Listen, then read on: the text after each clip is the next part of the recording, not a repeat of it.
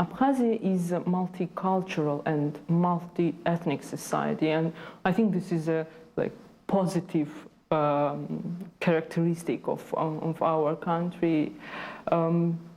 There are different communities living here.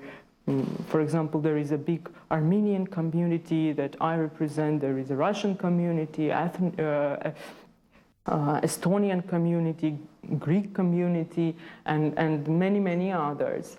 Of course, there are problems, but every multi-ethnic country has this problem. We can coexist together in one country. What is important that there is opportunity for people of different ethnic background to realize themselves. I think I had chance to realize myself and to live comfortably in this country because I have job that I like, I can do. I have a chance to participate in the political processes that go on.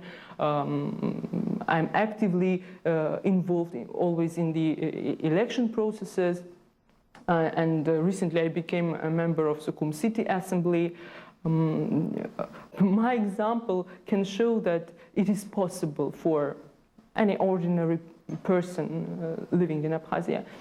We can say about schools, because Armenians, for example, can learn on their own language in Abkhazia. And this is not like private system or something. This is a state educational system, and there are Armenian schools, and children can go and learn on their own language.